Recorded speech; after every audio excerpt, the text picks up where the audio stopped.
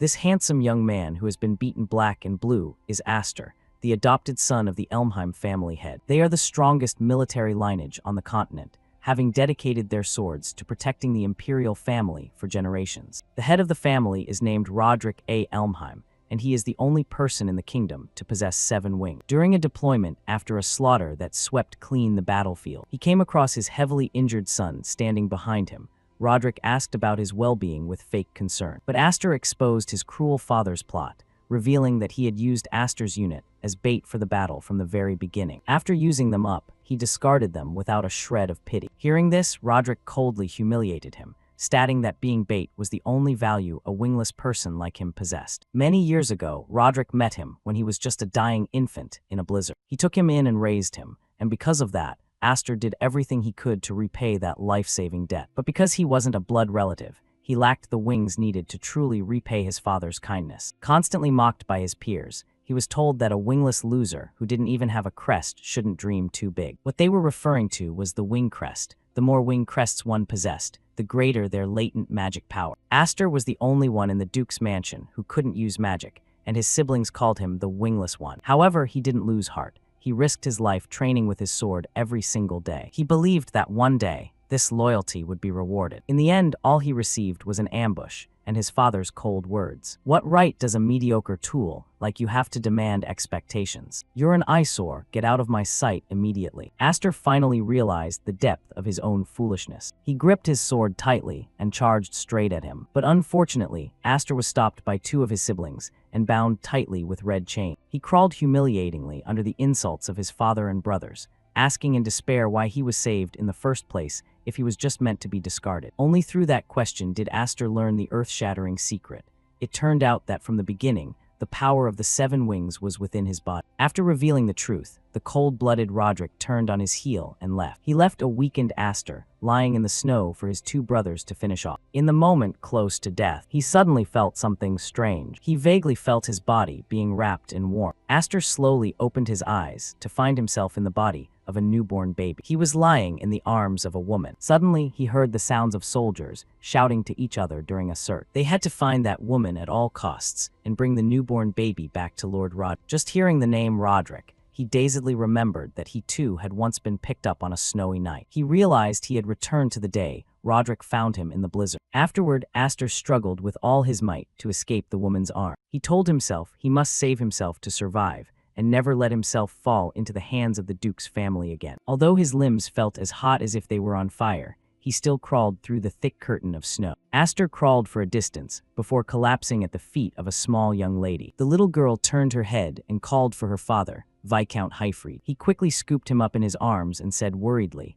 "Why is there a child in a place like this?" Then he turned to look at the tracks left in the snow and was stunned that the child had traveled such a long distance. He was extremely curious about the child's identity. A hazy scene with a distant voice suddenly appeared. Where is this? The image of Ulfin as a child gradually became clear. This child came to meet me. Right at that moment, Aster suddenly jolted awake, the lingering traces of that dream making him mutter, "An angel." Ulfin peeked in to look and shouted excitedly, "Sister, look." The boy opened his eyes. Friend, standing nearby, frowned and warned, "Hey, don't tease him. You'll pull his cute little nose off." Immediately after, Aster suddenly struggled violently, causing the children around him to panic. What the hell is going on? Aster didn't stop there. He rubbed his face against Martha's sleeve, making her scream, "No, don't do that." Aster struggled hard for a while, and then lunged out of the arms of those around him. He tried his best to crawl forward, as if trying to grab something ahead of him. Seeing that, Friend was incredibly panicked. "Damn it, what's with this kid?" The young girl picked up Ulfin and tried to give chase. "Stop right there." Seeing the chaotic scene behind him,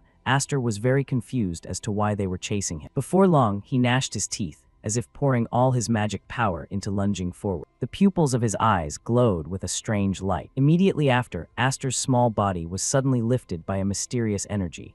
"I'm flying. This is magic power." And then Aster tried to roll his body to change the situation in time. However, that mysterious power vanished, causing his body to fall uncontrollably. "I can't control it. I'm falling." By reflex, Aster shut his eyes tight in fear, unable to face it. Just then a man appeared and caught him. "Now you're even falling from the sky. Truly a strange child." Hearing this, Aster opened his eyes wide and looked back, realizing this man was Viscount Hyfried, the older brother of Duke Roderick. As soon as he realized it, Aster's inner voice rang out, No way. Don't tell me this is the other branch of the Elmheim family. A fragment of his remaining memory surfaced. Hyfried A. Elmheim, head of the Viscount house, a minor branch of the Elmheim family. There was a time when he stood side by side with his younger brother Roderick, being one of the two pillars trusted with the responsibility of protecting the imperial family. But the Viscount Hyfried I knew died in a civil war, along with the total destruction of his entire family. Now I'm sure of it. After piecing everything together,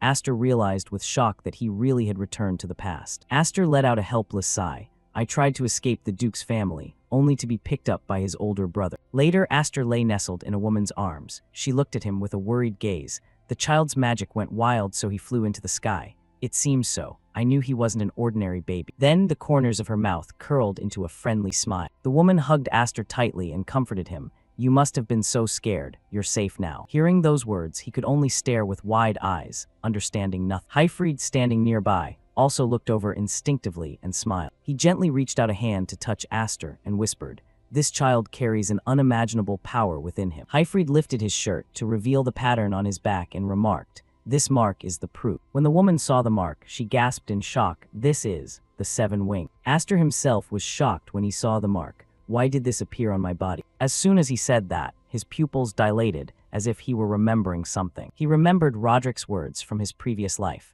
What we need is the power of the 7 wings within you. After realizing it, he was momentarily stunned. So that was it. Aster happened to remember the scene that had occurred on that snowy night. To achieve his goal, Roderick had lifted Aster up and taken him away. Thinking back on it all, he clenched his fists in pure rage. He saved me just to steal the 7 wings. Wingless, what a joke. He tore the wings off someone else with his own hands, and yet he dared to say such things. The woman suddenly hugged him tightly and said worriedly, "In that case." She looked at Hyfried's face and asked cautiously, "How should we handle this child?" A bad premonition suddenly rose in his mind. His small hands clenched tight. "I can't let this power fall into the hands of the Elmheim family. I need this power to take my revenge on." Hyfried thought for a moment and then decided, "I will adopt this child." This sentence made Aster's tension vanish, replaced by a look of bewilderment. Hyfried reached out his hands toward Aster. He gently patted his head and remarked, "This child is currently just a fledgling that cannot yet fly on its own. Until the day he chooses to take flight of his own will, I will take responsibility for raising." Hearing that, Aster stared in shock, as if he couldn't believe it. Right at that moment, Martha and friends suddenly tumbled to the ground. Seeing the children appear, Hyfried asked seriously, "So you all heard that?" Martha sat up and whispered softly, "We were just worried about the baby." Hyfried could only sigh at that. Fren ran excitedly to the woman's side. "Mother." The young girl looked at Aster with an excited face. "What is his name?" She smiled and pondered, "Let's see." Then she lifted him up and named him Aster, the name of a new star just born into our family. Time flew by until 10 years later. As soon as they stepped onto the school grounds, a man showed great respect. "We have been waiting for you, Viscount Hyfried." At that moment, Aster's mysterious figure appeared from the carriage. As soon as he stepped down, he walked with a posture of absolute confidence. Aster even delicately supported Ulfin. "Sister Ulfin, please step down carefully." She smiled back, "Thank you, Aster." Aster smiled as he watched Ulfin's playful demeanor. Then he held his sword and followed behind Ulfin. The Sword Dance Festival, a high society social event held annually by a prominent ducal family under the Elmheim banner. For the martial nobility, it was outwardly a place for families to strengthen ties, but it was also a stage for each family to flaunt their most promising young swordsmen. Before long, the two of them stepped behind Hyfried, those who carried the glory of the lineage upon them. And so, Hyfried led the way, while Aster and Ulfin followed majestically. Around them were the whispers of the students at the school. "Look, the Viscount's house has arrived. Are they here to be a laughingstock again? I heard they couldn't produce an heir, so they adopted some nameless brat from somewhere. How long do they intend to drag the Elmheim name through the mud?" Aster walked past calmly, making everyone astonished. "So that's the guy." Ulfin noticed he seemed to be paying attention and tried her best to remind him, "Don't let it get to you." She clenched her hand and advised, "In this place, if you show even a little weakness, you'll be crushed instantly." Aster arrived with an expressionless face beside Ulfin's trembling arm, which was shaking with anger. Hyfried also advised in a deep voice, "This is the current standing of our Viscount family." After hesitating for a moment, he turned to look at him with trusting eyes. "I want you to see it for yourself." He looked at Aster's ice-cold face and asked, "Are you disappointed?" The corners of his mouth curled into a smile, and with a tough attitude he said, "Not at all, father. This kind of coldness suits me quite well." Seeing that attitude, Hyfried laughed with pride. "Good, then. In my previous life, as the disgrace of the Elmheim family, I had the worst possible debut into high society. A place filled with bitter memories. Aster gripped the sword in his hand with a determined thought. But now that the 7 wings have returned, I am different. Aster's eyes narrowed, sharp as a knife, as he stared intently at his target. At that very moment, Hyfried, Ulfin, and Aster suddenly looked up toward a classroom window. Through the glass, Dollies and Grian appeared with rather hostile expression. Aster stared straight ahead in silence, his hand unconsciously clenching into a fist. He followed behind Hyfried, thinking to himself with a sense of triumph. Well then, let the brilliant debut into high society begin. The swordsmanship competition, the central event of the entire city, broke out as a testament to the era when knights ruled the world. On the arena floor, a swordsman gripped his blade with eyes full of determination. His opponent was no pushover either, charging forward with gritted teeth. Clearly, a knight must possess both strength and character. The two of them clashed head-on amidst the cheers of the crowd. Strength is swordsmanship. Quickly, the stronger swordsman knocked his opponent aside. Character is reputation. He lunged forward coldly. The two continued to use their momentum to strike at one another,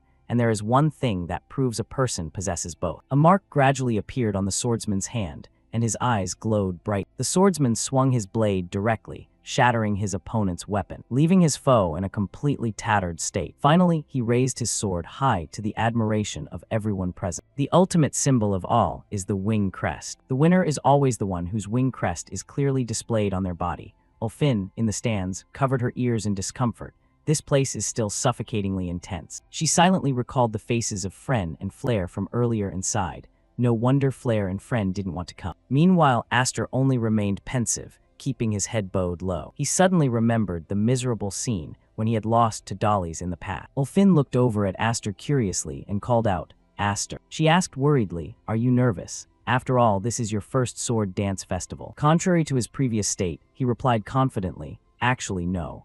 In his heart, he thought that if he felt anything, it was just a sense of familiarity. Ulfin looked at Aster, unable to hide her confusion. Hyfried stepped over just then and instructed, "I'm going out for a moment to attend a meeting. Help me keep an eye on Ulfin." She didn't look pleased after hearing that. "Father, I'm much more capable than Aster." He could only smile and reply, "You're quite clumsy, sister." Hearing that, Hyfried placed a hand on Aster's shoulder with eyes full of expectation. "There are many children your age here. Build connections whenever you can." Then his expression changed as he whispered an instruction, "And don't let anyone find out about the 7 wing." Aster watched Hyfried's back with some hesitation. Father says that, but he realized that the murderous gazes of everyone present were fixed intently on him. Aster let out a weary sigh. In such a blatantly hostile atmosphere, how am I supposed to make connections? Suddenly, he realized something. Ulfin was surprised to see Aster leave in a hurry. "Aster, where are you going?" He didn't look back and simply replied, "To make friends." Aster walked straight toward Dollies and his group of friends. Dollies looked at him with disdain. "Who is this brat?" He raised his voice to introduce himself. "Nice to meet you, cousin Dolly." Aster's face looked more and more satisfied. "I am Aster F. Elmheim, your younger brother." Aster continued to speak, ignoring his cousin's scowl. "I saw you from outside and came over to say hello." Grian, standing nearby, laughed mockingly. "Is that the adopted brat, the one the Viscount picked up?" Dollies laughed out loud with a look of disgust. "I see. No wonder you have the nerve to call yourself an F like that." He looked at the two in front of him with repressed rage. Dollies and Grian, the legitimate heirs of the Elmheim family, the two who had killed him in his previous life. Aster remained silent, thinking they had once looked so terrifying, but now, before him was nothing but endless hatred for these mere children wearing the guise of adults. Ulfin suddenly appeared, cutting through the atmosphere. "Aster." She grabbed Aster's hand and said sternly, "Let's go. Let's head back now that you've greeted them." Dolly spoke up as soon as he saw her. "Ulfin, you came too." He teased her quite excitedly. "What's this? Not hiding behind your father today?" His words became increasingly impolite. "Come over here and entertain your juniors. This is an order from the main house. You know that, don't you?" Instead, Ulfin only threw Dollies an angry glare and snapped, "No thanks. The main house and the branch house are not in a master-servant relationship." As Aster was being pulled away, he quickly called out, "Sister." Before he could finish, he felt her hands trembling. "I'm not finished talking yet." He couldn't help but feel saddened by this thought. Dollies shouted out arrogantly, "Do you guys know something?" He began to spread gossip. Her father is a knight, but he failed to protect the king. So to take responsibility, his own younger brother cut off his arm. Ulfin froze for a moment at those words, but Dollies didn't stop there. "Thank God I don't carry that failure's bloodline." She shouted angrily, "Take those words back." Before Ulfin could finish, Dollies bluntly spat a mouthful of wine in her face. If you dare to insult my father, I won't. He looked at her with contempt. You've only produced useless daughters who can't even inherit a barony. Your father must be so disappointed in you. He pointed at her with a cunning look in his eyes. This isn't the last ball. Remember to wear something you don't mind getting soaked next time, or better yet, just wrap yourself in some rags.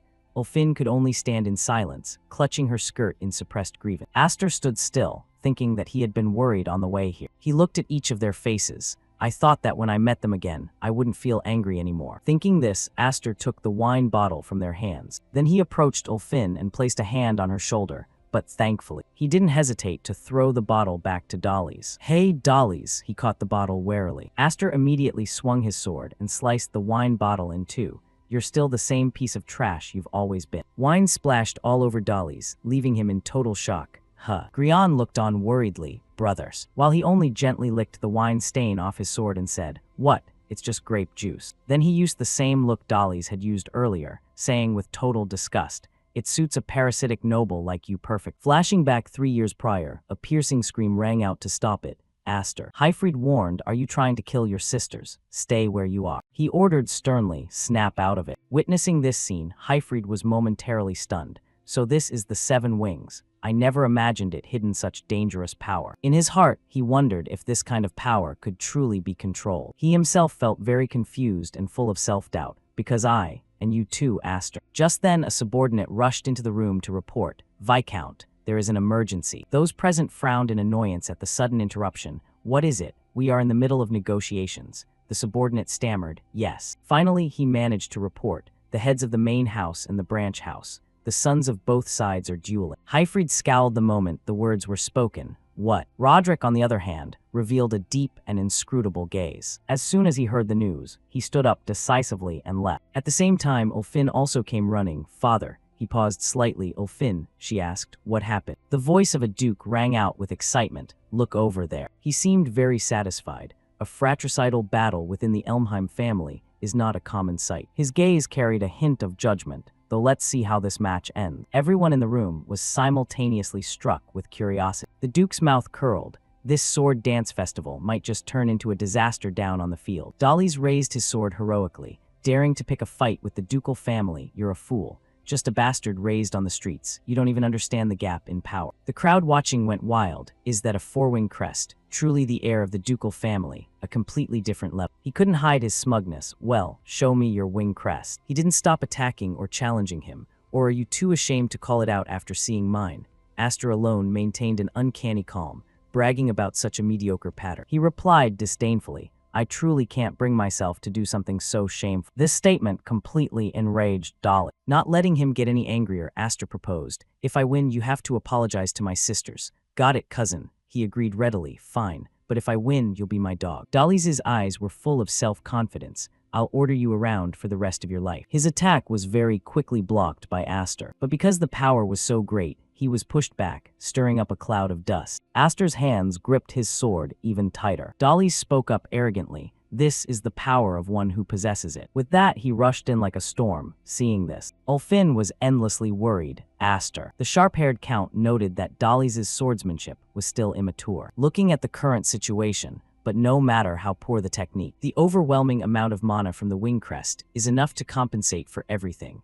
To compare, if one wing mana is like a candle flame, then the mana sealed in 4 wings is an explosion. The more they fought, the higher Dolly's spirit rose. Where did that spirit from earlier go? He kept challenging him. Didn't you say you'd make me apologize? Or was that just big talk? He roared, Show me your strength. Observing from above, the blonde duke was slightly stunned. Is the match over already? Aster's sword tip swept past. He had blocked a powerful strike. This left Dolly's wide-eyed with surprise. What? He only replied coldly, You talk too much. With that, Aster used his strength and hurled his cousin into the air, his aura now radiating absolute dominance. Aster thought to himself, For 10 years, I've learned to control mana at the Viscount's house, just waiting for the right opportunity to take revenge on you all. His eyes flashed with sharpness. His next strike aimed directly at Dolly's head without hesitation, leaving him no time to react. Forced down, his knees buckled against the cold ground. The spectators could only stare in amazement.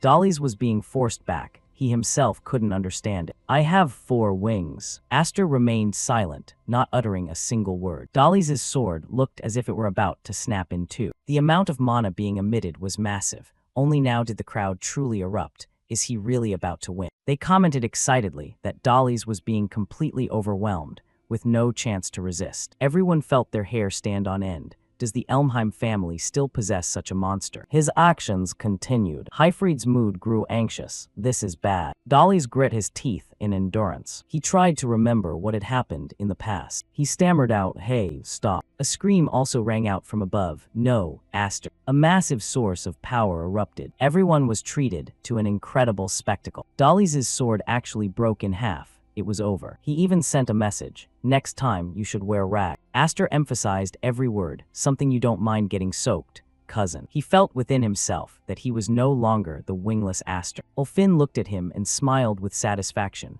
for now just realizing that her mind was clear enough. Out of nowhere, Aster's pupils contracted. An oppressive power was gradually approaching. He flinched in shock. The true enemy had finally appeared. That person was Roderick. The hall was now filled with continuous whispers. Unbelievable. The youngest son of a Viscount family actually defeated the third son of the main house head. Amidst the buzzing talk, a pair of legs walked slowly forward. But this has truly gone beyond control. There's no way that man will remain silent after such a smear on his honor. It was none other than Aster, with a solemn face. The 8th head of the Elmheim main house. Dolly's chuckled softly, his eyes following. He saw Aster step by step approach Roderick. He frowned, his face taking on a sharp, cold expression. Faced with the overwhelming aura, the boy didn't show a hint of fear. Duke Roderick A. Elmheim. Immediately after, Dolly's hurriedly scrambled to his feet. He knelt abjectly before Roderick, stammering, "Father." Dolly's began to snitch, his finger pointing repeatedly at Aster. "It's him, the brat who dared to oppose the main branch, even though he's just a filthy half-blood." However, those words only made him angrier. "Father, please use your power to teach him a lesson." Roderick didn't respond, coldly striking out at him. Dolly stared in shock at his own hand. That cruel act by Roderick left the entire hall in stunned silence. Even Grian was completely bewildered. Roderick withdrew his hand, his cold eyes filled with authority. "How can a loser smile so shamelessly? You have tarnished the honor of my family. A person who cannot even avenge themselves." Hyfried saw what was happening and shouted in panic, "No, stop, Roderick." He didn't care at all, raising his hand high. "You are not worthy of holding a sword." The entire audience chamber suddenly fell silent. Dolly's was now consumed by an unrelenting fear. Roderick glanced over with a cold gaze. He was quite surprised by Aster's actions. "What do you think you're doing?" The boy remained calm and explained deliberately, "My cousin still hasn't said sorry to her." Aster's eyes were steady as he spoke up directly. "Shouldn't you save the punishment for after that's settled?" At those words, Roderick's expression grew even darker. "I heard you were just an orphan picked up by Hyfried. Do you really think you're a member of Elmheim now?" He replied slowly, his voice perfectly composed. "I am his son first. Even if we don't share blood, I believe I've learned enough from my father about a knight's self-respect and the family's honor." Hearing the answer, he glanced upward, and Roderick immediately became even more explosive. "Then, as a member of the Viscount's family, you have needlessly brought shame upon the family head, the pinnacle of 12,000 knights, the king's sword, and that very pride." Those present listened intently to his words. Surely you understand that this can no longer be dismissed as a childish spat. Even he couldn't help being stunned by Roderick's words. You should be the one who understands that best. From above, he watched both of them closely. Roderick continued his verbal assault. Your father lost an arm to atone for his disloyalty. The blade was only inches from Aster's collar. So, what will you offer up? He suddenly replied with full respect as his uncle spoke up. His voice was steely and unyielding. This is not a quarrel between brothers, but a valid duel. I only use my sword to answer insults against my family. Roderick frowned deeper, his sharp gaze never wavering. Aster stood without fear, retorting directly.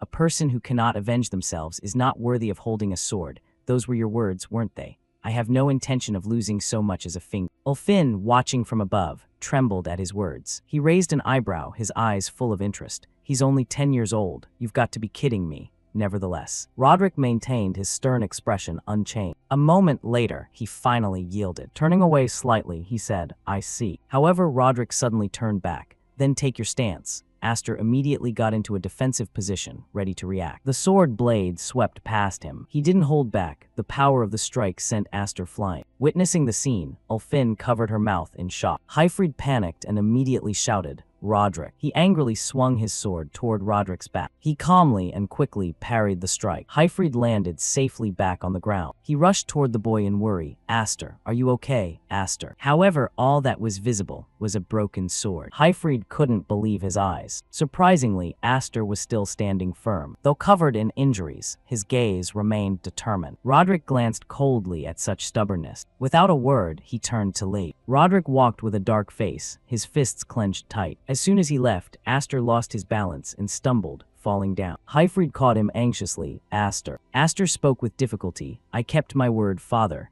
The promise and everything else. He frowned at his reckless son. You did very well. Roderick walked slowly up the stairs. He was waiting there and couldn't help teasing him. That was quite childish, Roderick. Without a hint of fear, he analyzed calmly. But if we let the boy talk that much, the head of the main branch would have lost all face. So ending it there was reasonable, wasn't it? Even he couldn't stop praising Aster. To face Duke Roderick directly and still stand firm and survive, that boy is a true genius. He smiled and stroked his chin thoughtfully. It was the perfect debut into high society. The man beside him finally spoke up. Even so, I was quite spooked. I thought Elmheim was going to be torn in two right here. Roderick looked at both of them, his eyes bloodshot. An era of upheaval is coming. He spoke slowly. A storm so violent it will tear this world into 2 or 3 pieces. The next morning, the sky was clear blue, with scattered fluffy white clouds. In the foreground, a man stood with his mouth agape in clear surprise. Seeing that a small boy like Aster could take down a long-serving soldier, he was incredibly amazed, a smile tugging at the corners of his mouth. Simply amazing. He shouted happily, "Young Master Aster." The soldiers standing behind were stunned, exclaiming, "His skills are incredible. To reach this level at only 10 years old. It's terrifying," he replied enthusiastically. Since the Sword Dance Festival, his training intensity has been even more insane than before. It must have been a huge motivation. With a face full of confidence, he continued, "Besides, haven't you heard? The young master defeated the third son of Duke Roderick." They were extremely satisfied. That main branch had looked down on them for so many years, so this was truly gratifying. Meanwhile, Aster's mind and eyes showed a clear thirst for victory. At the Sword Dance Festival, I showed enough strength and spirit. Each fierce sword stroke he unleashed seemed to voice his feelings. At least it's enough to silence the mockery. The Viscount's family is the shame of Elmheim. But the real obstacle is the head of Elmheim. I truly want to know where my real limits are. I want to test myself on that stage more, but his face became determined. His eyebrows furrowed slightly, showing his confidence. With my current level, I can't beat Roderick. Amidst the violent swirling wind, Aster suddenly understood. In the end, the wing mark is just a measure of the latent mana level in the body. Innate talent is just a wasted treasure if you can't control it. Yet, I still haven't been able to release the power of the 7 wings. He swung his weapon hard. If only I didn't have to worry about losing control. If only I could test the power of the 7 wings to the very end. A decisive sweep tore the ground, blowing the opponent away. Aster's gaze darkened, sharp and certain. The sword finally lowered. His voice rang out defiantly. Is there anyone else? In the blink of an eye, Aster had defeated all the soldiers he was facing. From behind, a high-pitched female voice exclaimed, "You're fighting really hard today." Ulfin tilted her head, a smirk on her lips, her words sounding like a scolding. "You really don't know the meaning of moderation. Aster, father is calling for you." Walking through the fallen bodies, he replied quietly, "Father, yes, I'm coming right now." As he walked past her, Aster stopped, his eyes showing a hint of surprise. That outfit. Ulfin turned slightly, her face calm but her eyes full of scrutiny. Aster didn't hesitate to speak up. "I rarely see you wearing that. Didn't you say you hated it because it wasn't cute?" Ulfin let out a soft sigh, her voice steady. "Everything needs balance, right? Looking at you, I realized I can't just stand still forever." Then she pointed her wooden sword at him as a warning. "Therefore," she cleared her throat, half joking, half serious. "When you get back, you're going to have to spend a lot of time with me." Hearing that, Aster couldn't help but burst into laughter. He raised his hands in a gesture of surrender. "Go easy on me, okay?" Aster stood in front of the door, knocking gently. Then he pushed it open and stepped in. "Excuse me." Hyfried tilted his head with a cold expression. "I called for you. Sit down." Aster sat down cautiously. In the heavy atmosphere of the room, he leaned back in his chair, his eyes showing a hint of fatigue. "It's been 10 years since you joined our family." Suddenly, Hyfried brought out a precious treasure before Aster's astonished eyes. "Actually, I intended to wait until you were a bit older." But he looked at it, his mind in a whirl. "This is." He frowned, his gaze serious. "The proof of the family successor, Aster." Hyfried spoke deliberately. "I want you to succeed the Viscount family." At his somewhat unexpected offer, Aster froze. As you know, the position of the Viscount family is very sensitive. Hyfried explained softly, but despite the flaws, we are still a side branch bearing the name Elmheim, the lords guarding the territory. There are many things we must protect. He appeared worried. I cannot let the future family head position remain vacant forever. Nevertheless, Aster appeared quite concerned. Will my sisters agree? Hyfried comforted him gently. Your sisters are studying at the Knight Academy. They'll be back in 3 days. I plan to talk to them then. He was worried. Sisters Martha and Kudryavka are coming home. Aster's face darkened. If that's the case, they won't be happy. Especially Kudryavka, she'll be furious. He stated clearly, she hates me because I was accidentally born a boy and accidentally possessed the power of the 7 wings. Aster refused immediately. I cannot agree to this. His voice carried a cold edge. I can't even control my own mana. I'm still the child who almost killed his own sister. Aster believed he didn't have the confidence to face his sister's wrath like that. Hyfried didn't speak immediately, but gave a soft smile. After a long silence, he finally spoke. There are times when I truly wonder if you are actually a child. He excitedly placed a luxurious wooden box on the table.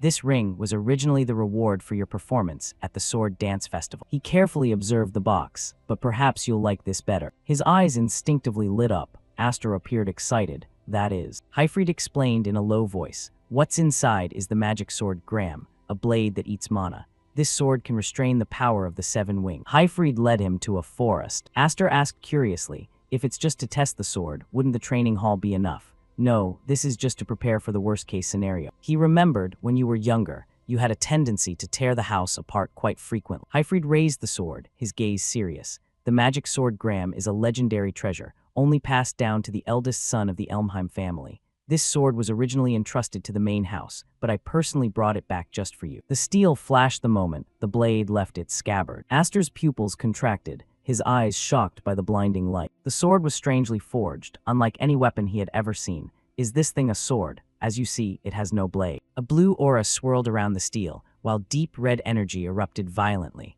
The sword transformed instantly, but when you pour mana into it. The red energy concentrated, lengthening and deforming with each pulse of mana. The sword will take shape based on the mana of its owner. Mana erupted from the blade, staining the surrounding ground red. A vortex of air swirled in the forest, sucking leaves and pebbles into its center. Hyfried held the glowing red sword firmly. His gaze was serious. However, if the user doesn't have enough capacity, the sword will drain their entire mana. This is a sword with a dark reputation. The flaming sword stopped right before Aster's eyes. He offered, well, want to try. Without any hesitation, Aster firmly gripped the sword. Flames erupted fiercely behind him, while in his hand, the mana swirled as if answering a call. My mana is flowing into this sword. The mana erupted, a golden light tearing through the space. This feeling is, in the flaming reflection, the red mana surged like a living creature. Is my mana flowing into the sword of its own accord? A red beam of light shot straight up into the sky. Something had been officially released. Their faces went pale. What was that light just now? A meteor falling from the sky. Oh, you idiot. It was the opposite. Something just shot straight up. Amidst the chaos, Ulfin just quietly watched them from behind. Something. What do you mean? Without looking for long, she had already guessed the source of that light. It must be Aster. He gripped the sword tight, his golden eyes glowing with excitement. This sword is unbelievable. Hyfried's eyes wavered slightly. What's unbelievable here? The sky swirled into a giant vortex, wind and clouds becoming one. Is your power. A power that exceeded the framework of the entire family, and now it existed within him, the one bearing the wing mark of the 7 wings. Even looking back at the entire history of the Elmheim bloodline, there had never been anyone like him. One day he would become a swordsman far surpassing. If you master all that power, then one day you will become a swordsman far surpassing me with these 6 wings. And even Rodrik. In his mind, a thought appeared. Surpass him. His hand gripped the hilt, light flashing on the blade. But too much power always generates conflict. From his back, golden mana wings unfolded brilliant. If the fact that you possess the 7 wings is revealed, the greater the power, the more risks and enemies there will be. There will be those who are jealous, those who hold grudges, and those who plot to use you for their own ends. And there will also be those who want to eliminate you as an obstacle. Hyfried extended his hand toward him, so that when the time comes, you won't have to regret your own helplessness. He reached out under the sunlight filtering through the leaves. Become strong starting right now, Aster. Their hands gripped each other firmly. That's right. I won't live a miserable life like I did in my past one again. Aster looked up, his eyes filled with determination. Thank you, Father. I will master the 7 wings in this sword. 3 days later, the whole family stood outside the grand hall. welcome home. Before the gate, Kudryavka stepped forward with a powerful aura. The two useless Kudryavkas have returned. She covered her mouth with a light giggle, her face flashing with mischief as she spread her arms wide. With a radiant and enthusiastic smile, wanting to embrace them all. Now, my lovely little sisters. Two girls rushed to hug her as laughter filled the hall. Give your dear sister a warm hug. Both of them bypassed Kudryavka and lunged to hug Martha instead. Welcome home, Sister Martha. Oh my, she stammered, freezing in place. She turned to complain, what about hugging Sister Kudryavka? Both girls frowned and explained. Because Sister Kudryavka always messes up our hair. She turned away indignantly, avoiding their gaze. No way. Someone like me who has refined the knightly spirit to perfection would never do something so unrefined. Kudryavka saw Ulfin standing nearby. She excitedly threw herself into her arms. Ulfin, have you been a good girl? While hugging her and hurriedly patting Ulfin's hair, why did you run over here? Martha looked around and noticed someone was missing. Where's Aster? Hyfried hesitated. If you mean that boy. Upon hearing his name, her expression immediately shifted. A terrifying light erupted from the other side of the forest. Aster was frantically practicing how to control this mysterious sword. His teeth were gritted tight, sweat pouring down profusely. Damn it, still not enough. Staring intently at the mana he had just created, he assessed it carefully. I can shape the sword using mana, but I can only control it to this extent. Aster continued his tireless training, examining the sword closely as he wondered, how on earth does father control it so effortlessly? Suddenly Kudryavka approached, her tone mocking. Quite the show-off, aren't you? Aster asked in surprise. You're back, sister. You didn't even bother to show your face to greet your sister who just returned. She narrowed her eyes, her tone teasing. Isn't that a bit too cold? Her words grew increasingly harsh. Are we not even worth your concern? Or is it because you think you're special? I've heard all about the Sword Dance Festival. Even the Knight Academy is talking about you. Father must be so proud. Nevertheless, Aster replied calmly. On the other hand, I heard that even though you're still an intern, you've already achieved numerous outstanding merits in your missions. On Kudryavka's person was the Knight Academy's medal, and she was the only one to receive the honorary Knight medal this year, the Platinum medal. She replied confidently, of course. Otherwise, how could I inherit father's position? Her gaze turned sharp. I heard you refused the right of succession. Aster struggled to handle the situation, thinking, is she trying to warn me? Father already told her. What a headache, it's not like that. She smirked mockingly. I just think I'm still lacking the qualities to take that seat. Every footstep she took was decisive and powerful. To be honest, both father and you. Kudryavka drew her sword. Know exactly what my dream is, yet it's so cruel. How? What are you doing all of a sudden? Aster watched intently, unable to hide his concern. She decisively struck and snapped the tall tree beside them. It flew powerfully, launching toward him. Fortunately, he managed to dodge it just in time. Aster's eyes filled with shock. What are you doing all of a sudden? Kudryavka made a cold proposal. Let's see. It's been a while, let me test your strength a bit. She rested the sword on her shoulder with confidence. For the next strike, I'm getting serious. On the contrary, Aster hurriedly tried to stop her. Wait, Sister Kudryavka. This sword isn't finished yet. However, she didn't believe him. Could you use the same excuse when facing an enemy on the battlefield? Aster let out a loud laugh. An enemy. Kudryavka dropped into a low stance, her eyes burning with the desire to defeat him.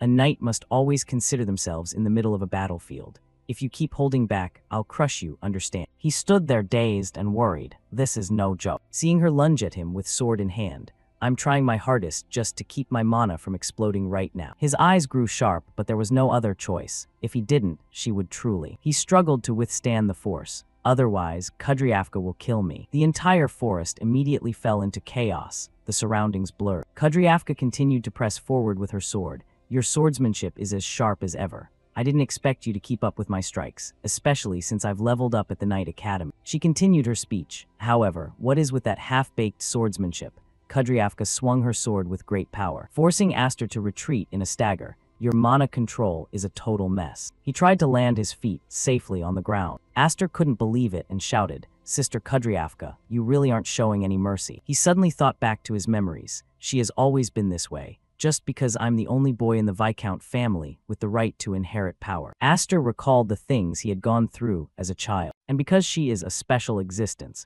possessing a wing crest far superior to anyone else in the family. He also remembered the times Kudryavka used to chase him, a sister like a storm, always finding an excuse to call him unfair and challenge. But as Aster was thinking, she suddenly disappeared. To be honest, she is my nemesis. A voice suddenly rang out, startling him. That's just like you, Aster. Kudryavka appeared unexpectedly from above. She swung her sword with all her might, her voice booming with authority. You are not worthy at all to become the next patriarch of this family. On the other side, Martha looked calmly out the window. Father, is it really okay to leave those two alone like that? She was worried, watching her father intently. In the worst-case scenario, this sibling spat will end with a corpse. You know that, right? Yet Hyfried showed no sign of worry. In their own way, they are excellent rivals for one another. Though it's a bit reckless, it won't lead to such a tragic end. Martha frowned slightly. I hope you're right. Then she slowly approached, returning to the main topic. Father, why did you call us back from the Night Academy? Surely it's not just to discuss the inheritance, right? Hyfried gently pulled something out from the desk drawer.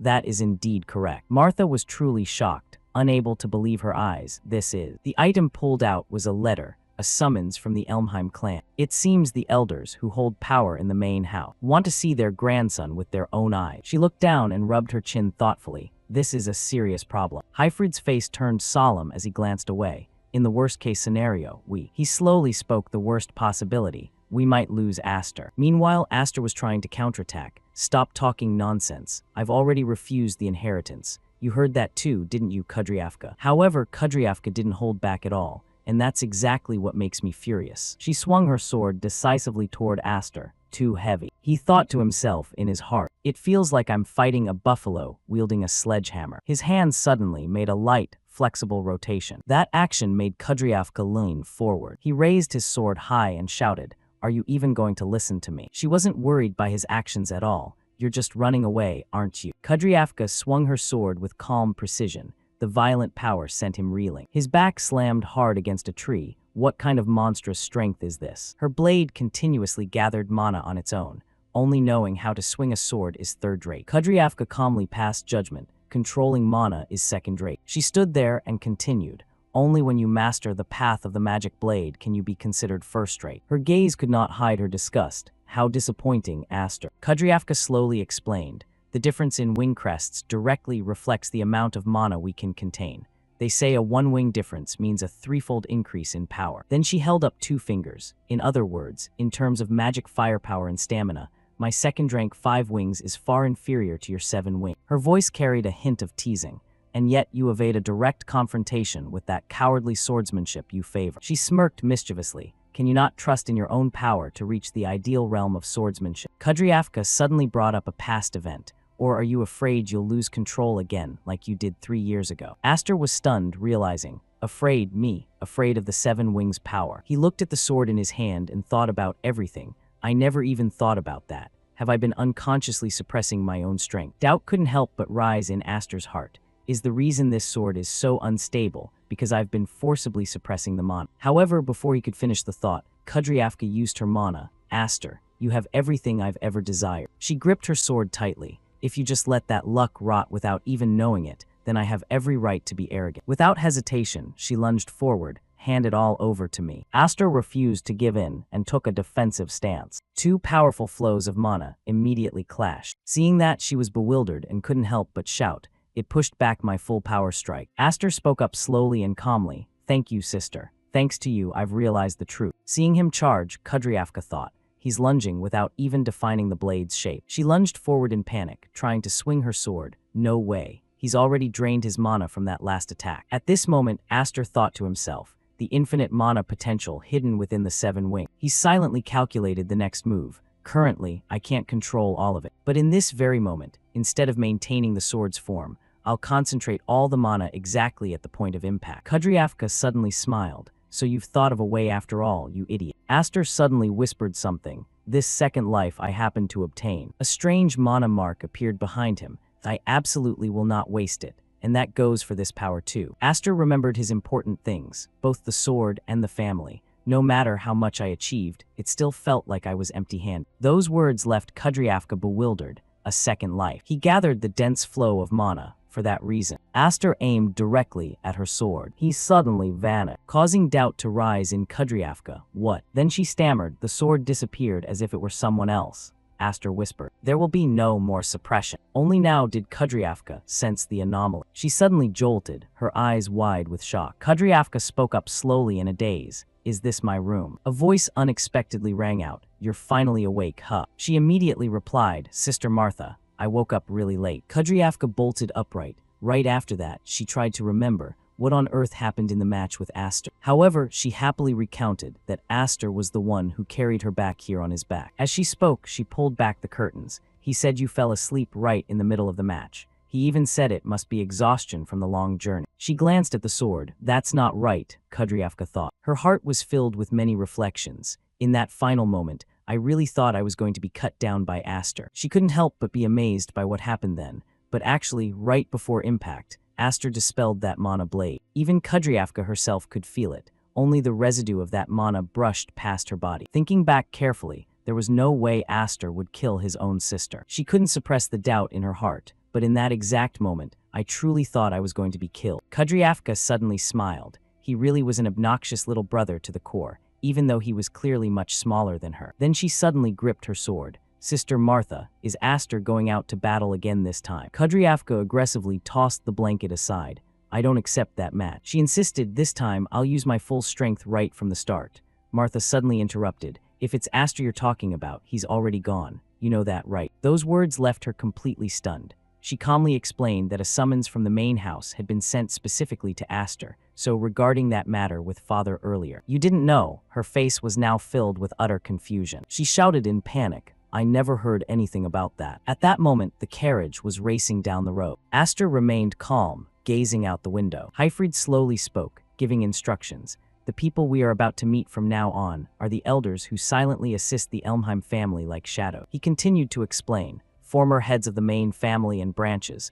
or senior figures under the Elmheim banner. Those who still hold massive influence even after withdrawing from the front lines, the rulers in the dark. Then Hyfried let out a worried sigh. Those elders haven't shown a single bit of interest since I adopted you, yet they summon you now, of all time. However, Aster only turned his head calmly. It's probably because of the incident at the Sword Dance Festival. He softly recounted what he knew. The old fogies of Elmheim value the family's reputation more than money, honor, or even life, or so I've heard. And those who tarnish that reputation are thrown into animal cages to become their prey. As soon as he finished speaking, Hyfried looked at his son with concern. Aster, where did you hear those rumors? He awkwardly explained, just from somewhere. Regardless, I've prepared myself to be executed or exiled. He frowned and watched closely. Are you really okay going out without any escort? Yet Aster replied very calmly. It's fine. I originally intended to leave just as my sisters arrived. He gave a gentle smile and turned his head. Especially with Sister Kudryavka. If I, the one she hates, am not around, she can finally spread her wings in peace. Then Aster lightly touched his sword. Thanks to Sister Kudryavka, I've begun to see how to master this grant. He frowned and gripped the sword tightly. I feel like I can draw out more of the power of the 7 wings than before, so no matter what happens to me from now on, please don't save me. Aster added, I'm ready to survive on my own. Hyfried's brow furrowed even deeper. Aster, you, but a voice suddenly rang out, survive on your own. What nonsense is the youngest brat talking about, acting so tough? Both were startled by the voice. He gasped, unable to believe his eyes. Outside the carriage window, Kudryavka suddenly appeared. Sister Kudryavka, why are you here? She paid no attention to Aster's words. Wait, don't tell me you ran all the way here. Kudryavka calmly climbed inside. Don't you find it cruel, leaving quietly without a word to your sister? She spoke resentfully. I heard everything. You were summoned by the great elders of the main house, weren't you? Even Martha and I haven't been summoned a single time.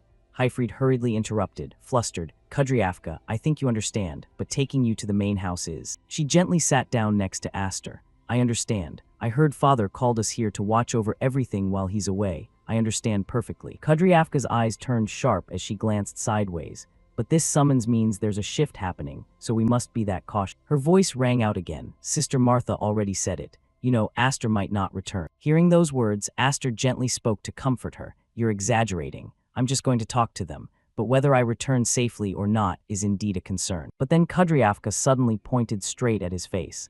Listen, Aster, I hate you very much. Her stern interrogations rang out one by one. Because you're a man, because of the 7 wings, because you're always treated special. She continued, because you're stronger than me, your own sister, and because you keep acting like an adult even though you're just a little brother. All of that. Aster stared blankly at his sister, his heart full of questions. The next words from Kudryavka made both of them watch intently. But even so, you are still my precious family. No matter how strong you are, no matter how much you act like an adult, you are still my little brother. She suddenly stood up. So, come back properly and then we'll have a rematch. Kudryavka decisively pushed the door open. If you withdraw while you're ahead, I won't forgive you." Without another word, she suddenly jumped out of the moving carriage. Aster could only watch helplessly. What was she doing here? Hyfried's eyes lowered slightly as he quietly praised. "She's a good rival, isn't she?" In his heart, he thought, "But thank you, sister." Watching her figure fade into the distance, his heart burned with determination. "I will definitely return." As soon as they set foot at their destination, a loud voice rang out, "Welcome back, Lord Hyfried." The soldier spoke coldly. "The great elder is already waiting for you inside." Hyfried flatly refused. "No need for a guide, I know the way." Despite that, the man replied nonchalantly, "I'm afraid that won't do, sir. I have orders to personally escort both of you inside." He watched them closely, thinking to himself that as expected, they hadn't been called here for familial affection. At least, the atmosphere didn't seem like. Aster's eyes silently observed, but he glanced at the castle. "How nostalgic. It's been a long time since I've been home." Hyfried suddenly spoke up. "I'm sure you're already clear on this, Aster." His voice was warm and slow as he instructed, "But today you must not lose your temper, no matter what they say to you."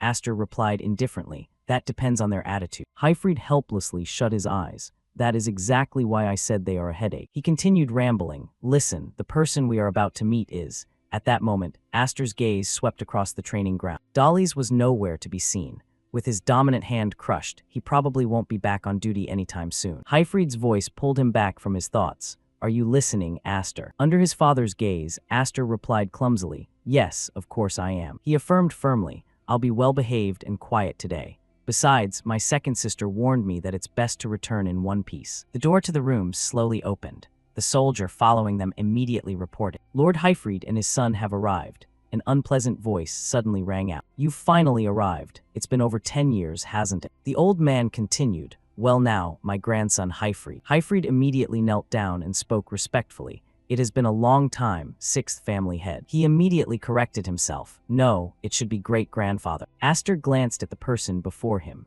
So that's the monster lurking in the shadows of the Elmheim family. He thought silently, the sixth-generation head of the main house, Zenys A. Elmheim. Aster immediately swept his eyes across, and guessed the rest were all high-ranking figures under the Elmheim house. He looked leisurely at each person. "I recognize a few faces from the Sword Dance Festival." But a name suddenly flashed in Aster's mind. "Roderick isn't here." As if he had seen through everything, Zenys spoke up. "He's not here, brat." The old man slowly explained that he was the knight commander directly under the royal family. Zenys leaned on his cane and continued, "He doesn't have time to worry about these trivial matters. That's why we old men are helping him handle internal administrative issues." Aster frowned and looked at the old man. "In my previous life, I didn't even have the chance to meet him, so I don't really care." He silently calculated every possibility. But for so many officials to gather without the current head being present, for a retired man, he seems to still hold a lot of power. Then Hyfried suddenly asked, "And what exactly are those trivial matters?" Zenys spoke calmly, "I'm sure you've already guessed, haven't you?" In his voice there was a hint of mockery. "I heard your pet caused a great stir at the Sword Dance Festival." Anxiety surrounded Aster. "Just as I thought, it's about that." Faced with the questioning, Hyfried spoke up leisurely to defend his son. The current head, Roderick, should have settled that matter himself already. However, the elders present immediately spoke sarcastically. That was merely a play to deceive the public. It doesn't change the fact that the Elmheim family's reputation has been tarnished. All those toxic words immediately poured onto his head. Adopting a child of unknown origin into the family was a mistake from the beginning. We could have looked the other way if he remained harmless. But once he dared to show his fangs to the main house, the story changed completely. There's no other way but to exile him. And of course, you won't escape proper punishment either, Lord Hyfried. Aster, standing beside him, couldn't hold back and immediately spoke up in protest. "Wait, I'm the one who did everything." He tried to explain everything in detail. "My father has nothing to do with it." However, Hyfried only shook his head slightly, signaling for him to stop. Seeing that, Aster froze, his words choking in his throat. Without any mercy, Zenys continued with his criticisms. "It seems your upbringing is severely lacking to let a child arbitrarily interfere in an adult conversation." The old man slowly stood up. "We lead over 12,000 knights." Zenys continued. "We carry the weight of the name Elmheim on our shoulder. However, the knights are not a single unified block." At Zenys' words, the people around them glanced at them with contempt. There are countless people watching from the shadows, waiting for an opportunity to seize the top position. He continued rambling, "Naturally, that includes those present in this very room." With that, Zenys slowly approached. "We simply want to be at ease. We need evidence that you are not someone who will harm the Elmheim family." He coldly raised his cane, placing it right in front of Hyfried's face. He watched in confusion. Zenny's coldly reminded him of the past. You remember, don't you, when you failed to protect your master and dragged the Elmheim name through the mud? The old man coldly made an offer. In this very room, you let Roderick cut off your arm. With sharp eyes, he gave a command full of authority. This time, prove your loyalty by taking that brat's head. At those words, Aster's eyes couldn't help but show clear shock. Zenny's continued in a malicious tone. Do that, and everything will be forgiven. Despite the pressure, Hyfried firmly refused. I refuse. He spoke without a hint of fear. I would rather kill myself than lay a hand on my own child. Beside him, the boy looked at his father in shock. Zenny's replied with annoyance, I see, very well. And then, the old man aggressively raised his cane. If that's how it is. His voice was steely and devoid of any mercy. Then you just go ahead and die. Your wife, your daughters, and that brat, not a single one will be spared. As soon as he finished speaking, all the soldiers charged forward. As of today, the Viscount family is officially abolished. In an instant, both Aster and Hyfried were tightly surrounded. In the face of that situation, he spoke up slowly. What are you afraid of, great-grandfather? That tone made Zenny's turn around in anger. What? Aster questioned coldly. A bunch of grown men huddling together and trembling. How pathetic. If you're so afraid of being bitten by your own dog, then go ahead and exile or discard me as you wish. Then he suddenly loosened his tie. But if you have any intention of touching my family, even a single finger. That action left Hyfried standing beside him stunned. He quickly yanked up his shirt. Sorry, father. I guess in the end, I really can't be well-behaved and quiet. The knights there couldn't help but be surprised. What is that? That's... They stammered in confusion as they looked at Aster's back. That mark on his back. The mark on his back immediately began to glow. If that happens, I, the Seven Wings, will become the enemy of the Elmheim family. Aster glanced at them coldly. You all had better think very carefully. The crowd around was utterly bewildered, muttering that it was impossible and questioning if that was really the Seven Wings mark. They still couldn't believe their eyes, wondering if it could be a fake since such a thing hadn't appeared on a human body in hundreds of years. The mark was clearly authentic. Zenny's voice carried a hint of confusion as well. Kid, do you understand the gravity of what you're showing us right now? Aster turned back and replied firmly,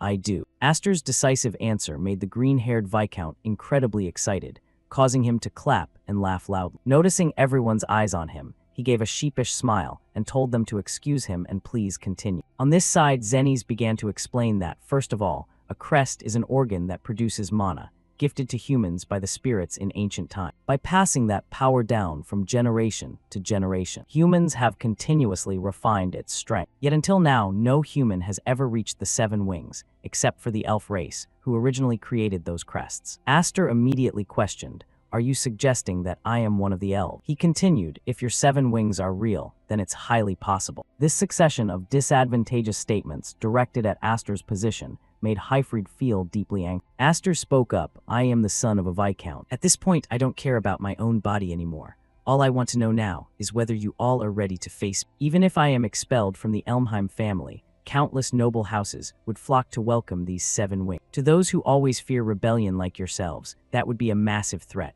If possible, they would want to keep me as close as possible.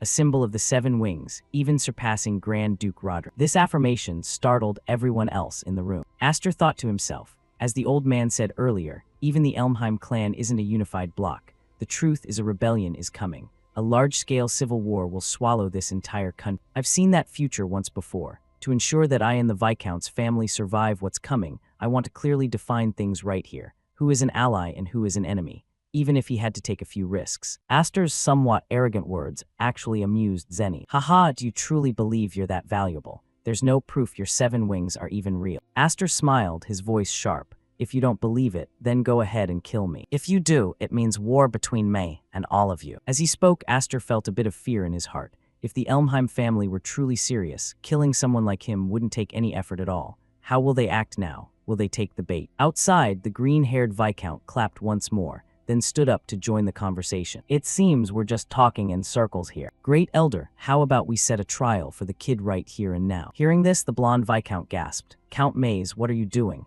Maze replied, you want to see it too, don't you? The power of the Seven Wings. It won't be too late to decide its fate after that. He turned back to the crowd. What do you think? This is the territory of the world's greatest martial family. I'm sure there's a suitable trial or two nearby. Aster glanced toward him. Assessing Count Maze, was he right? There was no doubt about it. The corner of his mouth twitched into a smirk. He's an ally. Hearing that, Zenny's now somewhat agreed. Very well, then follow me. Teaching a grandson who doesn't know how to hold his tongue is, after all, a grandfather's duty. They then moved to an iron cage, looking down into the deep abyss. Is this the trial area? It's too dark. He began to explain. Behind this darkness is an underground vault connected to the water pipe system. This place used to be a shelter for emergencies, but now I am keeping a magic beast inside. The trial is simple, just defeat that beast, that's all. Hyfried turned to complain at this point. Good grief, you're a troublesome brat. And after I reminded you so many times to keep the existence of the 7 wings a secret. Aster turned back and smiled. I can't keep something so prominent hidden forever. This is a good opportunity. He warned worriedly, don't let your guard down, understand? Aster then nodded and immediately jumped down. I'm going. Hyfried looked toward Count Maze with eyes full of concern. He now wore a smile of slight amusement. After a few seconds, Aster landed. It was extremely damp here and indeed very dark, but not so much that he couldn't see anything. Aster's eyes suddenly flashed as he saw something. He flinched. It's above. Zennies reminded him. I also gave him a chance to regain his honor, but he only knew how to cry piteously until the very last moment. It's truly unbearable. And this is the explanation for Dolly's absence. Looking at the magic beast gnawing on Dolly's body, Zennies continued to warn, don't disappoint me, kid. Aster didn't hesitate for a moment, immediately drawing his sword to face the monster alone. Aster stared intently at the giant magic beast standing before him. The moment he saw it clearly, the rumors people had been whispering finally had an answer. People always said the Elmheim family secretly kept magic beasts in the mansion. Now, one stood towering right before his eyes. At this moment, Aster suddenly had a surprising thought. Just this once, I actually feel a bit sorry for you, Daisy's growing up in this house full of monsters. Suddenly, the beast let out a terrifying roar. The sound shook the entire hall. Its massive body charged straight at Aster with eerie speed. But Aster didn't back down a single step. He calmly raised his sword, channeled mana into the blade, and swung. The slash was clean and terrifyingly effortless. The blade sliced straight through the magic beast's body. For a moment, everything seemed to stop. Then, the beast was cut in two, its 2 massive halves collapsing heavily onto the floor. The entire hall fell into a deathly silence. Many nobles recoiled in horror. But Aster remained perfectly nonchalant as if nothing had happened. He casually remarked, Sister Kudo is much scarier than this thing. Right then, something bizarre happened. From the beast's corpse, a dark, unnatural aura began to slowly rise. Aster's face immediately hardened. He had miscalculated. This wasn't a normal magic beast. This is an undead monster. Aster's reaction immediately caught his father's attention. With clear concern, he admitted he had always suspected something extremely dangerous was hidden in the deepest room of the basement. However, the great elder only gave a slight laugh. In a calm yet intrigued tone, he began to reveal the truth. This beast was originally attracted by the scent of fresh blood and death, which is why it was locked in the basement. That place was the perfect environment for it, as the corpses there were countless. But the even scarier thing was, this undead could not be killed by conventional means. Cutting it, burning it, it was all useless. It was intentionally preserved for 2 purposes, to one day test the sword's power, and for now, to process human corpses. Hearing this, a blonde baron among the nobles frowned. Capturing a living immortal Lin was already extremely difficult, even for veteran knights, and yet the Great Elder actively created one. The Great Elder's reply was ice cold. If the kid dies, it only proves he's a fake. A crest without wings is worthless, not even fit to be a decoration. He added an even more venomous line. Even if he dies, it's still useful. In fact, if he dies, things might even go more smoothly. While the conversation continued, the Count quietly observed Aster. After the boy's confident declarations earlier, he couldn't help but hope Aster wouldn't fall so easily. Meanwhile, the battle raged on. Aster continuously clashed with the undead, observing it closely as he fought. Something was very wrong with this monster. Every sword strike felt like it had almost no resistance, as if cutting through smoke. And its regenerative ability was horrific. Wounds healed the moment they appeared. Even for an undead, this level of recovery was abnormal. Aster quickly recalled what was written in the guidebooks about undead. They have no life force. To destroy them completely, there are only 2 ways, sunlight or holy weapons. If neither is available, it's best to avoid combat. But Aster had no intention of retreating. If he defeated this monster using conventional means, his 7 wings title would be meaningless. He would prove his strength through pure force. The moment he made the decision, Aster's power exploded. A terrifying pressure radiated from his body. The surrounding air seemed to detonate. The surrounding walls shattered in an instant.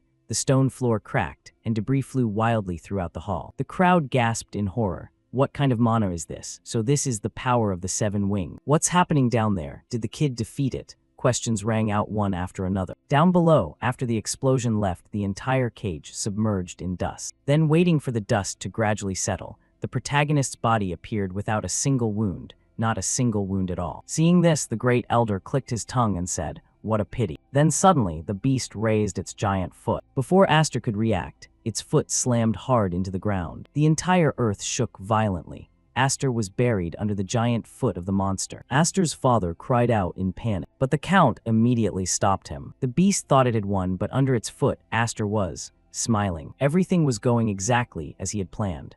The monster looked a bit thinner than it had at the start. Aster suddenly surged with power, thrusting his sword straight up. The blade pierced deep into the monster's chest. Blood sprayed from its mouth, pouring over Aster. In that moment, he knew the process had begun. His strategy was simple: stab it again and again, over and over, until the monster stayed dead for good. While observing, Aster's father noticed something strange. Aster's rhythm and movements were so familiar, but the more he looked, the more certain he became. This was not a technique he had ever seen before. This was something entirely different. Then suddenly the entire area began to collapse. The ground shook powerfully. Massive cracks spread out. Walls fell and structures crumbled. Everyone panicked. But amidst the chaos, the great elder stood perfectly still. His eyes were locked onto Aster. And in that moment, he finally understood. This wasn't normal power. This was the true power of the Seven Wings. In just a moment, everything had changed completely. The blonde baron was tossed aside like trash, flying across the hall and slamming hard into the ground, unable to even lift his head. What the hell just happened? The blonde baron stammered in panic, asking where the immortal beast had gone. Zennies didn't even bother to answer. Just by looking down, the truth was all too clear. The immortal undead, along with the terrifying mana explosion, had vanished completely. It wasn't through technique, it wasn't through a specific move, it was simply through absolute, overwhelming power. At the bottom of the pit, Aster lay motionless, with only faint streams of energy still swirling around his body. Zennies narrowed his eye. This wasn't refining. This was brutal dominance, using a terrifying quantity and superior quality of mana to force reality itself to its knees. He turned to Hyfried and asked, "Did you do this?" Hyfried shook his head, his eyes still glued to his son.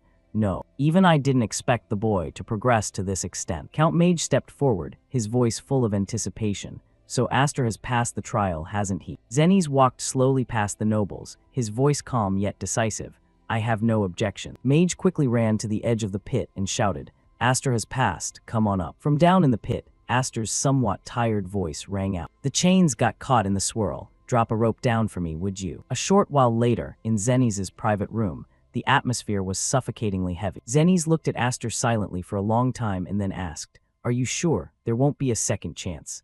Aster replied without a moment's hesitation, "I'm not interested in the inner mansion, sir." He calmly explained, if he stayed here, his cousins would never be at ease. Therefore, he chose to stay with the Westwood family. Zennies gave a slight smirk. "Still pretending to be modest, are you?" His gaze sharpened. "But your ambition, I see it clearly in those eyes." The room went dead silent. Zennies asked bluntly, "Do you intend to swing your sword against this house, or are you aiming for Roderick?" Aster froze under the terrifying pressure. Zennies leaned back and laughed, telling him to relax. "I have no intention of probing into your motives." He continued, "The rebels are not my enemies, because they aren't united. Roderick has become too powerful now. If your existence can keep him in check, then I accept it." But Zennies also gave a cold warning. "But if one day you turn your knife and stab me, the result will be very clear." Aster silently nodded in acknowledgement. As he stepped outside, he finally realized Zennies was absolutely not someone to be trifled with. Outside, Hyfried immediately ran up to ask what had happened.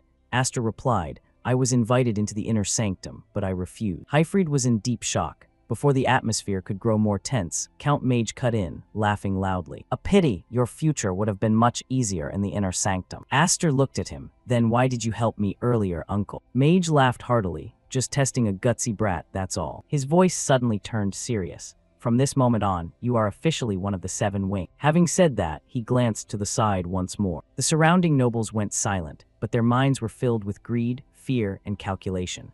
Some wanted to seize his power, others saw him as a threat to be eliminated, and some were already thinking of ways to use him. Mage placed a hand on Aster's shoulder and said with a smile, "The title of the Seven Wings carries immense value. Many people will be coming for you." Aster asked back, "Are you one of them too?" Mage smiled, "I am the Dean of the Knight Academy. Recruiting talent is my job, after all." He glanced around. "The people here have similar intention. I look forward to the day you enroll." After saying that, he turned and left. Aster watched Mage's retreating back, thinking, It's still too early to trust this man. Hyfried suggested heading home, mentioning that Aster's younger sister would likely be very excited to hear the news. Aster gave a thin smile, pointing to his still bandaged wounds. Mother will probably faint the moment she sees these. Scene change, a knight kneels before Roderick, reporting, young Master Darius has died during Zeniz's trial. Roderick showed no expression, only nodding slightly in acknowledgement.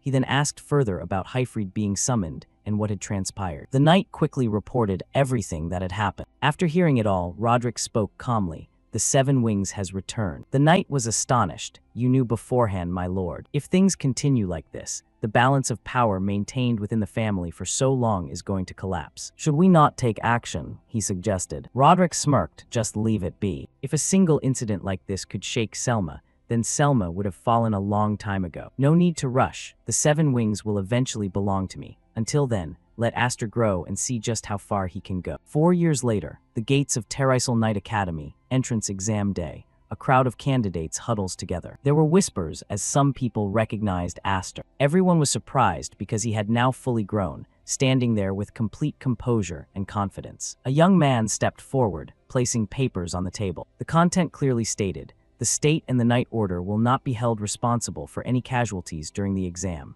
After signing, candidates must present their wing badge. The instructor asked, name, Aster replied gently, Aster of the House of Elmheim. The instructor froze for a second and looked up sharply. Aster, now a fully grown young man, gave a very slight smile, his voice somewhat lazy. My wing badge is a bit difficult to show. Would using my face instead be all right, sir? Aster entered the examination hall. Right then, a man called out his name loudly, drawing everyone's attention. He pointed at Aster, his voice full of contempt. You look unfamiliar. I've never seen your face before. You must be from some mediocre town. This isn't a place for an outsider like you. This hall is filled with the most elite nobles, true icons. Everyone has gathered to participate in this prestigious selection, exam to become a knight of the kingdom. Aster remained calm, replying clearly, this is exactly where I belong. Hearing this, Vigor was startled, but his surprise quickly turned into irritation. He continued, everyone here has undergone rigorous and grueling training. Even so, they persevere in pursuing the dream of walking the glorious path of the elite by taking this exam over and over again. He mocked him, pointing at the small sword hanging at Aster's side. A newcomer with a tiny sword like you dares to stand here. This isn't a playground for a green swordsman like you. If you're just here for sightseeing, then go home. The people around whispered to each other. There goes Vigor again, bullying the rookies every year. Amidst the whispering, all eyes turned to Aster. They realized the person being targeted might not be ordinary. Isn't that the one from House Elmheim in the rumors? They whispered, Aster of the Seven Wings. That name caused the atmosphere to instantly become more tense than ever. Vigor repeated in shock, the Seven Wings. At that moment, someone approached from behind, recognized Aster, and looked surprised. So I finally know who you are. The person who just arrived was Gurion. He gave a sly smile and spoke, long time no see, cousin. Since no one knows where or when you were born, I'll take the liberty of calling you cousin. Aster replied, I am deeply sorry about what happened to Darius. Gurion shrugged, completely indifferent. No, you don't need to be concerned. A person who shames the family deserves to die. Now that he's dead, I actually feel more relieved. Even though he was only a year older than me, he was always bossy and lectured me. So to me, he was just a nuisance. Whether the title of the Seven Wings is real or fake, you shouldn't underestimate those of the main branch, because there's no one here left to protect you anymore. After hearing Gurion's words, the crowd began to gossip. 2 people from Elmheim are participating this year. That's truly bad luck. The conflict between the main and branch houses is still fierce. No one wants to get involved in that dangerous mess. Realizing Aster was indeed from Elmheim, Vigor became anxious. You're truly from House Elmheim. Aster smiled, extending his hand for a calm and humble introduction. Nice to meet you, just call me Aster. The scene shifts to the first examination site. The atmosphere becomes tense and expectant. From the highest position, the proctor spoke loudly to the candidates. You have made it this far. I commend your courage and patriotism. The proctor emphasized, the Royal Knights of Fresser are not like those provincial knights in the countryside. We serve the king directly, protect the king, and are glorious blades ready to sacrifice our lives for him. Therefore, there is no place for a useless sword here. Demonstrate your true value. Treat today's exam like a battlefield. Hearing this, Aster gave a faint smile, but cold sweat beaded on his face. He thought, his words sound ridiculous, but I can't deny their meaning. I have finally returned to this place. The path to becoming a royal knight, the path that was once denied to me when I was wingless.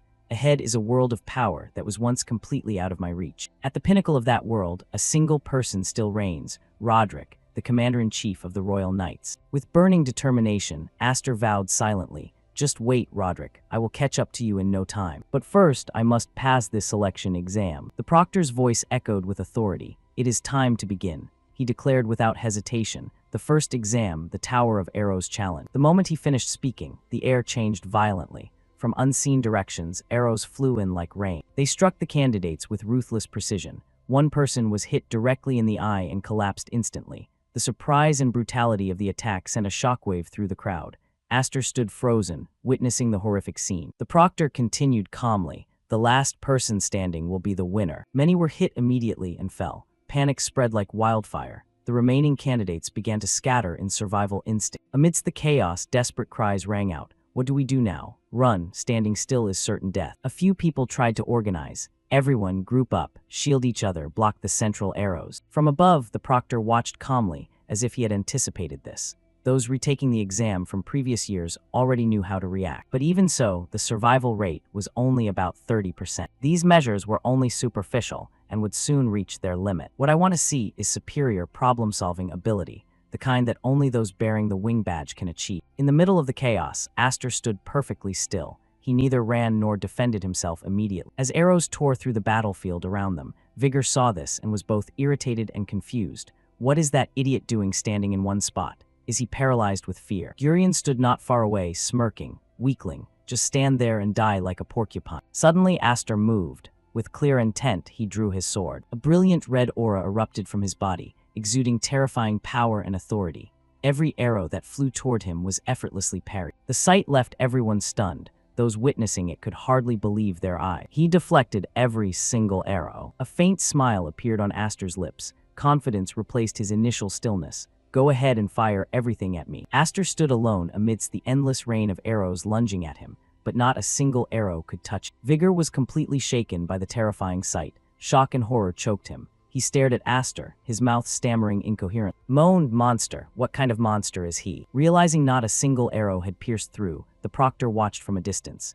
He showed clear surprise, but unlike Vigor, his reaction carried interest and amusement. He carefully analyzed Aster's power and concluded that he was spinning his released mana to create a powerful current of air.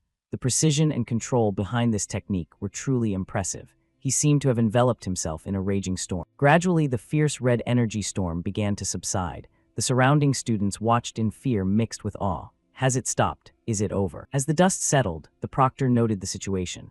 Many candidates who should have died had survived in a strange way. This result left him impressed by the overwhelming aura. He remarked that the number of surviving candidates was higher than expected, but it didn't matter. He praised their courage and told them to look at the corpses lying all around. Those who are still standing have officially passed the first exam. Giving them no time to rest, he immediately ordered, "Follow me to the next examination site." Among them, Vigor was panted, still trembling. He grumbled, what a cruel proctor. Even though we just survived a non-stop rain of arrows." In contrast, Aster remained calm, a faint smile on his lips as he looked at Vigor, tired already. Aster's calm, almost indifferent attitude only irritated Vigor further. "How are you so calm? What the hell did we just go through?" From above, the proctor continued to watch Aster intently. He studied him with intrigue, released such a massive amount of mana, and yet shows no sign of fatigue. So this is Aster of the Seven Wings. With increasing expectation, he wanted to see more, specifically the style of combat Aster would display in the next stage. In the crowd, Gurion's eyes remained fixed on Aster. His face hardened as memories flooded back. He recalled his mother's words before this exam. "You must stop Aster at all costs. It's a matter concerning the future of House Elmheim." The weight of responsibility pressed down on him. As Gurion thought, tension rose in his heart. A moment later, the next stage of the exam arrived. The proctor stood before all the candidates and announced a new rule to ensure balance. Everyone will use identical swords. Exchange your current weapons before the orientation begins. Vigor heard this and was annoyed. "Why such a troublesome rule?" Aster asked calmly. "Were the previous exams different?" Vigor explained, "For middle-class knights like us, the swords used are usually similar, so it doesn't make much difference. But I bet the real reason for this rule concerns you." He implied that Aster's special sword was being scrutinized because of its uniqueness or potential danger. Aster listened to every detail, his expression betraying a whirlwind of emotion. At that moment, Gurion approached from behind, his tone calm but laced with mockery. Cousin, have you already tamed yourself a little follower? Vigor immediately flared up and roared, "Who are you calling a subordinate?" Gurion only smiled, maintaining his composure. "If I recall correctly, you're the heir to the Smythe barony, aren't you?" Then with a faint but sharp smile, he leaned in and whispered a chilling threat. "A third-rate noble from the countryside like you dares to stand against me. If so, you'll have to face some very heavy consequences." Having said his piece, Gurion turned and walked away, leaving a heavy, tense atmosphere behind. Vigor was shaken. His initial confidence vanished completely, replaced by terror. "Young Master Gurion, I have nothing to do with." Observing the exchange, Aster couldn't help but let out a forced, awkward smile. He thought to himself, this has become an awkward situation. The surrounding air had clearly shifted, becoming much more strained and uneasy. All the candidates moved to the next exam location. The proctor began explaining the rules for the second exam. The first part of this test is a base defense battle. This time, everyone will be divided into 3 teams to compete for the occupation of the opposing camps in the forest. Aster and the other students listened intently. The proctor continued, "Raising your team's flag on the podium within a camp will count as an occupation. The team that has occupied 2 or more camps when the afternoon bell rings will be the winner. Also, take note that destroying or stealing flags is strictly forbidden. However, other than that, no actions are barred. The swords issued to you essentially give you permission to cut down your opponents." Immediately after, the proctor announced the team assignments. Gurion's team received the red flag. Another student's team received the yellow flag. And Aster's team received the blue flag. As the exam began, Aster saw a smoke signal rising into the sky. He notified his teammate. "The smoke signal marks the start of the test. Each camp has 3 flags, and to win, we need to hold 2 or more bases, including our own." Vigor gradually grasped the situation. Only 1 team out of the 3 can pass this exam. Aster nodded in confirmation, but he sensed the growing anxiety from his teammates. The others, already uneasy, pointed out, "Does this mean we have to fight the Elmheim family? That's going to be a bit difficult." Aster felt a sense of irony as he heard that. Vigor, clearly terrified, explained, "Don't you understand? We're afraid of retaliation from the Elmheims. The opponent is the young master of the main house. Even if it's just an exam, pointing a blade at him could ruin our entire future. In the worst case, we might never dare call ourselves knights again. Even our families and followers could be slaughtered. No one wants to become the enemy of such a powerful house. So do you intend to just give up on this exam? Is continuing the test worth it? There will be other exams in the future. Better that than gambling away our entire lives." Vigor gave a hollow laugh. "You probably wouldn't understand the feelings of weaklings like us." Aster ran forward swiftly. He hadn't expected to find himself isolated in a team-based battle like this. At the same time, he understood their fear. To a knight, the Elmheim family was a tyrannical force that could not be opposed, and Gurion was the terrifying symbol of that dominance. As Aster recalled Vigor's words about not understanding the weak, he reflected on his own position. From an outsider's perspective, he was still seen as a part of that very family. Even so, he noticed the surroundings were too quiet.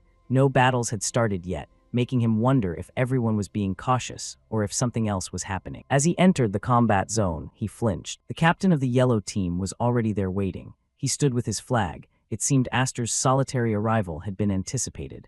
"Oh, I didn't think you'd actually dare to show up here all by yourself." Everything was playing out exactly as he said. Aster was bewildered, especially when he realized the opponent had lowered the flag of his own camp. "Who is he?" The blonde student spoke nonchalantly. "I just happened to have a bit of free time on my hands." Then he tossed his flag into the air and stated clearly, "I want you to stay and keep me company for a while." Aster was astonished, not understanding the meaning behind this act. The blonde student drew his sword, signaling the start of the confrontation.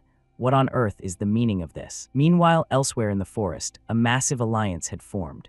Gurion's red team and the yellow team had joined forces with a common goal, to defeat Aster. Gurion smiled confidently. "I'll show you, cousin, how the Elmheim house truly fights." The second part of the kingdom's knight selection exam. It was an assault and defense battle. As soon as the announcement ended, the war officially began. 20 candidates were divided into 3 teams. The rules were clear. The team holding 2 or more bases at the end would win. In other words, the goal to pass the exam was to plant your team's flag on an enemy base amidst the fighting. Aster stepped forward and asked point-blank, "You're definitely the yellow team. So why are you flying red flags?" At this, the blonde youth replied calmly, "The reason is simple. An alliance has been formed between Elmheim and me." Having said that, he began to release the aura from his sword.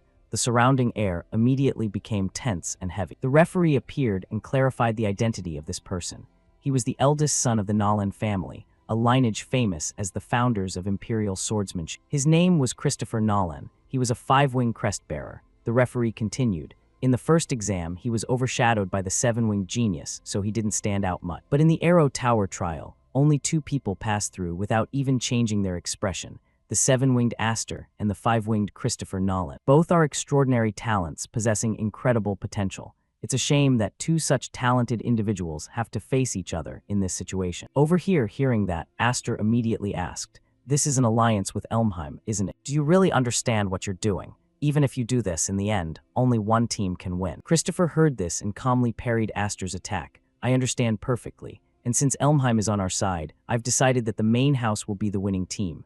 He continued to explain, "Perhaps at this very moment, my teammates are heading toward your base along with Elmheim." Hearing those words, Aster suddenly felt a surge of danger in his heart, thinking to himself that the situation was bad. Smith and the others were in serious jeopardy. He continued to face Christopher and asked, "Gurion threatened you, didn't he? Did he say something about what would happen if you dared to oppose Elmheim?" Christopher stepped forward without hesitation. No one intentionally stands in front of a charging carriage when they know they'll be crushed. We knight nobles exist in a strict class society. Such actions are only natural. As he spoke, he unleashed a powerful attack filled with overwhelming force, while declaring, "This is also the natural way a noble should behave." Aster tried to block the blow, but even while defending, he felt the pressure spiraling out of control.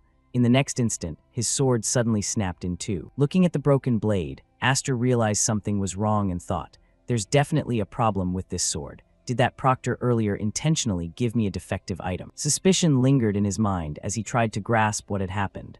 But Christopher wasn't finished yet. He kept pushing forward with brute force and confidently declared, "There's no need to worry, because the battle between us from beginning to end is merely a duel of honor between two nobles. I've never liked Elmheim people, especially show-offs like..." Christopher had ruthlessly shattered Aster's sword and continued to attack relentlessly, giving him no room to breathe. Aster was forced into a defensive struggle amidst overwhelming circumstances. But in the very next moment, he quickly regained his composure. He gripped the broken piece of the sword, channeled energy into it, and suddenly unleashed a powerful strike forward. Christopher easily raised his sword to block. In that brief moment of opening, he suddenly discovered Aster had turned and was running away. Christopher shouted in shock, "Are you actually running away? Wait." Aster didn't stop, turning his head back as he ran to say, "Our battle will be for later. Right now, I have others I need to deal with first." Christopher smirked and mocked, "Turns out you're scared. You don't even deserve to be called a knight." Afterward, Christopher picked up the broken sword from the ground to examine it closely and wondered, "What kind of sword is this? Even for a cheap blade, this quality is excessively poor." He realized something was amiss, paused for a moment, brushed his hair back, and whispered, "I see. This is Elmheim's doing. They dared to play dirty just to ruin the fun." At the same time, on the other side, Aster ran back toward his base and immediately shouted, "Smith, are you all right?" Before receiving an answer, a familiar voice rang out, "You're back sooner than I thought, cousin."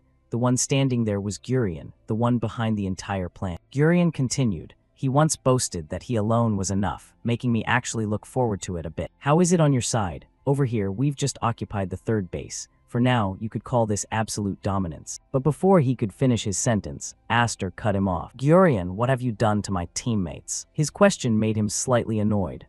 That. From behind, a sword was pointed at Aster's back. His own teammates were pointing their blades with hostility and said, "Don't blame us. Didn't I tell you from the start I wouldn't follow you? I'm not joining up with a fool who opposes Elmheim." Gurion laughed heartily in delight. "Ha ha ha. Those guys didn't even bother to resist in the slightest. Even if they're country monkeys, they still have the brains to understand which side to take." Aster replied calmly, "Do you really think just gathering numbers is enough to beat me?" Gurion waved his hand and laughed, saying, "No, not at all. You're dead wrong, little brother. I've already won. The winning condition of this assault and defense battle is to hold 2 or more bases when the exam ends. Even if you risk your life to go plant flags at the other bases right now, you won't have enough people left to actually guard those flags. We'll just wait for you to leave for another base, and then leisurely replace it with a red flag. That's it. We only need 2 bases. As long as we maintain that, we win." Aster gripped his sword and threatened, "Then I'll make sure you can't carry out that plan by cutting all of you down right here." The faces of the soldiers around immediately went pale, but Gurion laughed triumphantly. "It's just a bluff. That sword is useless now, isn't it? Even if you have the 7 wings, without a weapon, you're just a bird without wings. Or do you intend to fight all of us here alone?" Aster still smiled, drawing his sword with total confidence. "Impressive." He threw the sword behind him and continued, You calculated everything much more thoroughly than I thought. Seeing this, Gurion laughed out loud in triumph. I've definitely won. But contrary to his assumption, the moment the sword hit the ground, Aster's eyes narrowed, preparing to act.